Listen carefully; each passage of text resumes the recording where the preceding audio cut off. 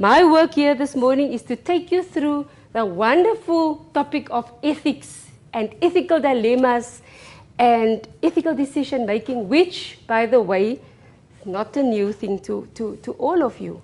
Because I think the moment you set your foot in the hospital, you were challenged with decisions, most of them being ethical decisions. And you know what?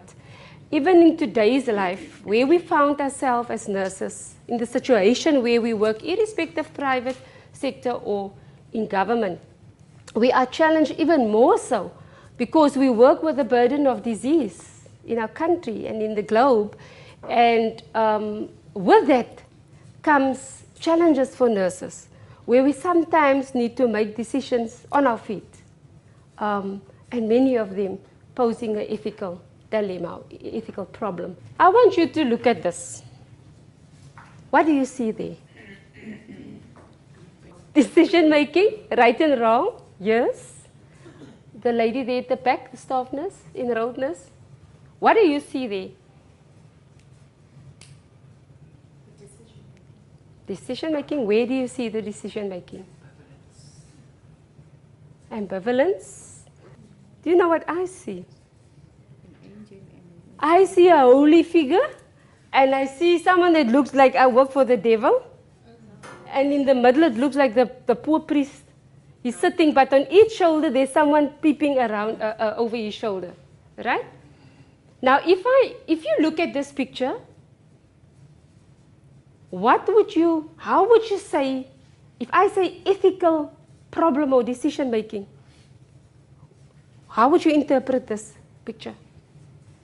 Think about your own work situation. If you see the devil on your one shoulder and the holy figure peeping over the other shoulder, and say, for example, it's you right in the middle. In your workplace, what do you see? Choices? Do the right thing. Yeah, this one here over the right, over the one shoulder is doing the right thing. Ne? And the other one, here it could be the wrong thing. Ne? And that is exactly what we're talking about this morning, about decision making where you don't know. It's almost like being between the devil and the deep blue sea.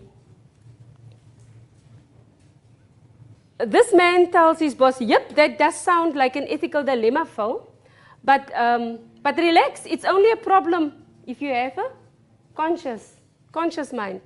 Then he said, that's just it. I think I do have a conscience. Don't worry, I won't tell a soul. He says that only if you have a conscience, then it becomes actually an ethical dilemma. And it's exactly because nurses cannot be nurses if they do not have a conscience. You must be an honest person. If you think of all the South African Nursing Council, of all the core values which we as nurses are supposed to portray, your honesty, your morals, then you have to have a conscious mind, right? And this is a nice one. This is a more personal one, away from the nursing situation. What is the ethical dilemma? People, this man got washed out maybe on a little island in this very big ocean. And there the whale came, and he came to rest. It's probably an ordinary thing for him to do, to come and rest on this island. But this man thinks for himself, oh God, I'm so hungry. I want to eat some of this whale. But if I'm going to eat him, on the other hand, he might be my only route, my only vehicle to escape from where I am. You can see there's only blue sea around him. Ne? And that is, a lot of times we as nurses feel that way. That when we are confronted with something which poses an ethical dilemma, that we want to do something and then we think, oh no, I can't because this is going to happen. Or if I go the other route, oh yes, if I do that, no, it's not going to work because that is going to happen. And it's almost like pulling a string into two directions, right? And whichever one way it would go would maybe not be the right one, or it would be the wrong one. So which one do you choose now?